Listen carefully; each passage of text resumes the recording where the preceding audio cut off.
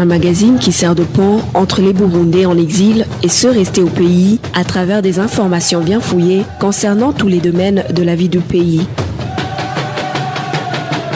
Le magazine Humura Burundi est diffusé sur le web via le site de la RPA www.rpa.bi. Humura Burundi. Bienvenue chers auditeurs au magazine Humura Burundi de ce lundi 24 juin 2019 et passons immédiatement au titre du magazine. Un habitant de la zone Kigoma a été tué, étranglé par des gens non encore identifiés dans la nuit de vendredi de la semaine dernière. Les habitants de la colline Shembe, commune et Giharo de la province Rutana accusent leur chef de colline de collecter des fonds énormes pour l'achat d'un cimetière de la localité. Le développement des titres, c'est dans quelques instants avec la présentation Jean-Vianney Nahadzwe à la cabine de son MSTV Nyungeko et Fabrice Ndimulukundo pour la prise d'image.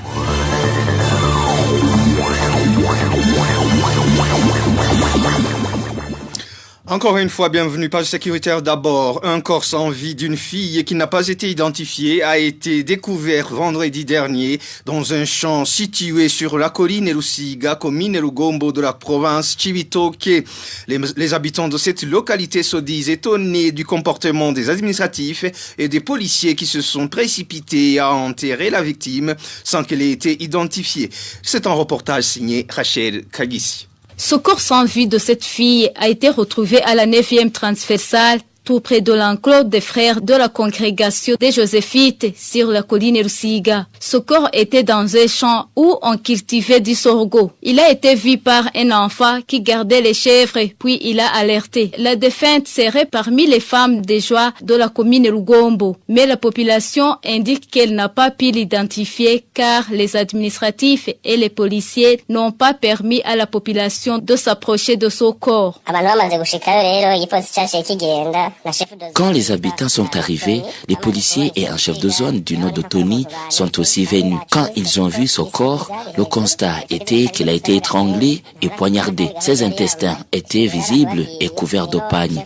Lorsque les gens se rapprochaient pour l'identifier, le chef de zone et les policiers leur interdisaient. Ils ont même empêché ceux qui voulaient prendre des photos. Les gens s'inquiétaient car il leur a été interdit d'arriver à cet endroit. Les habitants de cette colline indiquent que cela prouve que les assassinats continuent dans le pays. Vous voyez que les assassinats continuent au pays. Les gens continuent à être tués un à un. Jusqu'à présent, on ne sait pas la cause de l'assassinat de cette fille. Contacté, l'administrateur de la commune Rugombo, Béatrice Kaderi, nous a dit qu'elle est empêchée et n'a pas voulu nous donner un autre rendez-vous. C'était Rachel Kagissier. Un habitant de la zone Kigoma a été tué étranglé par des gens non encore identifiés dans la nuit de vendredi de la semaine dernière. Les mobiles politiques seraient à l'origine de ce crime. La famille et les voisins demandent qu'il y ait des enquêtes pour identifier les auteurs afin de les traduire devant la justice. Le point avec Emmanuel Nyungeko. Cet homme qui a été tué par étranglement s'appelait Faustin Bigirimana. Il est natif de la colline Rugassa, en zone Kigoma de la commune Bugabira. Les auteurs de ce crime restent inconnus. Les habitants de cette colline révèlent que son corps a été retrouvé sur le lit de la rivière Gachamirinda. Nous, la population de la zone Kigoma, sommes désolés à cause de ce crime ignoble. La nuit de vendredi à 19h, Faustin Bigirimana a été étranglé par des gens qui ont jeté son corps dans la rivière Gachamirinda. Il était de retour après ses activités quotidiennes où il était réparateur des motos et des véhicules.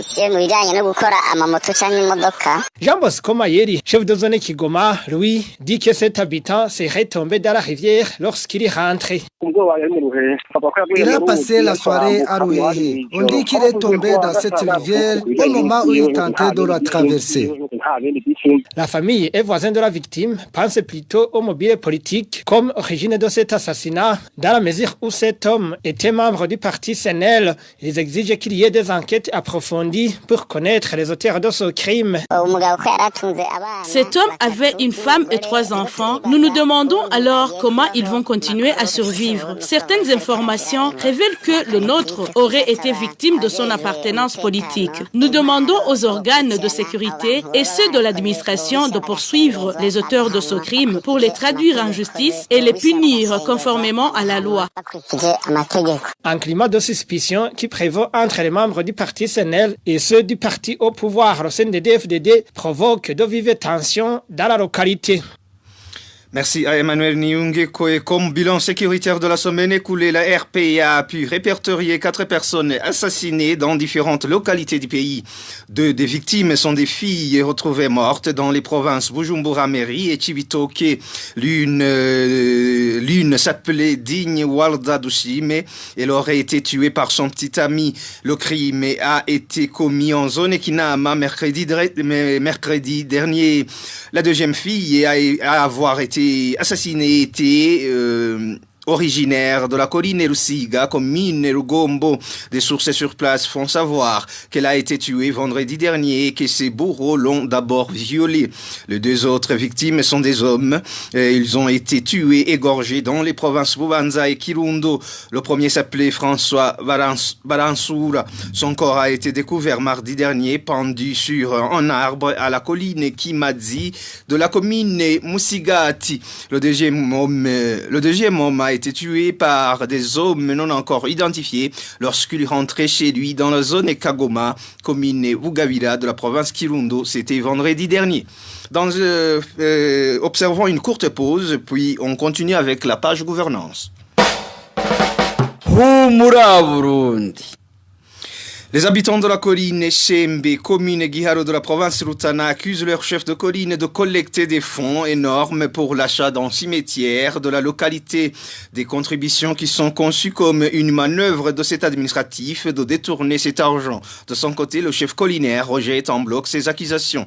Bonfils Nyongere nous en dit plus. La colline Shembe se trouve dans la zone Mouzier, en commune Giharo de la province Rutana, dans la région du Komoso au sud-est du Burundi. Les habitants de cette colline grognent à cause des cotisations de 2000 francs qui les sont exigées pour l'achat d'une propriété de la localité qui va servir de cimetière. Ces habitants indiquent que cette contribution de 2000 francs par ménage va au-delà de la valeur réelle de la propriété. Certains d'entre eux pensent plutôt que le surplus pourrait être utilisé pour des fins inavouées du chef de colline. Contacté par la rédaction de la RPA, le chef de colline Shembe, Paul Baran Handikie, tranquillise ses administrés que la propriété qui va servir de cimetière a été déjà achetée chez un particulier pour une somme d'1 700 000 francs burundais sur une somme totale qui doit être collectée d'environ 3 millions. Il précise en outre qu'il y a des habitants qui ne se sont pas encore acquittés de cette contribution. La somme excédentaire sera utilisée pour l'achat d'une propriété adjacente à celle du cimetière pour son extension, ajoute Paul Baran Handikie, chef de colline Shembe. Merci à Bonfils Nyongere. Pour clore ce magazine, les habitants du quartier Nyamugari s'insurgent contre une nouvelle contribution leur exigée, soi-disant pour les travaux de finissage du bureau du chef de ce quartier. Ayant déjà contribué pour la construction du même bureau il y a de cela 3 ans, ces habitants craignent que ce ne soit une malversation orchestrée par leurs administratifs. Le point avec Innocent Valentin Singilangaro.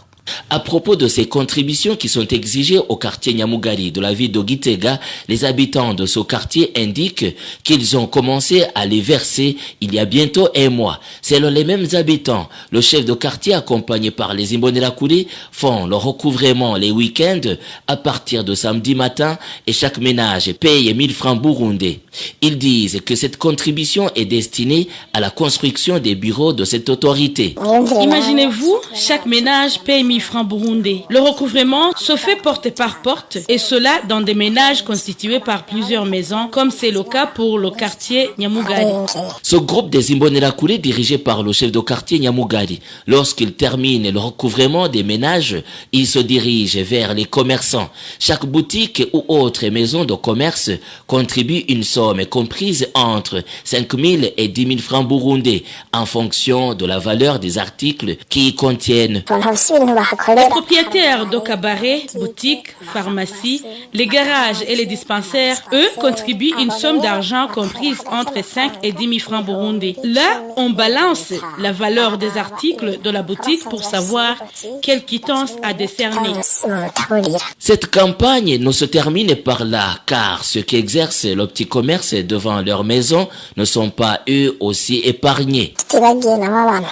On n'épargne pas ceux qui étalent de petites marchandises devant leur maison. Ils payent une somme d'argent comprise entre 3 et 5 000 francs burundais. Les habitants du quartier Nyamugari de la ville de Gitega disent que ces cotisations sont exagérées parce que les bâtiments de Sobiro ont été construits depuis l'an 2016 sur base de cotisations de la population de 500 francs burundais par ménage. Ces habitants trouvent plutôt qu'il s'agit d'un vol organisé de la part de leurs autorités. À ce sujet, nous avons essayé de joindre Jean Madjaliwanda Isaba, le chef de quartier Nyamugari, mais sans succès. Merci à Innocent Valentin Singilangabo pour ce reportage. Et c'est par ici, amis chers auditeurs et auditrices, que nous mettons fin à ce magazine Humura Burundi de ce lundi 24 juin 2019. Merci pour votre aimable écoute. Merci à toute l'équipe de la rédaction pour la collecte et le traitement de toutes ces infos. Merci à MS Steven Yungeko pour la bonne collaboration technique, ainsi qu'à Fabrice Ndimulukundo pour la prise d'image. Au micro, vous étiez avec Janvier Ninina Hadzoué. Passez de bons moments chez vous.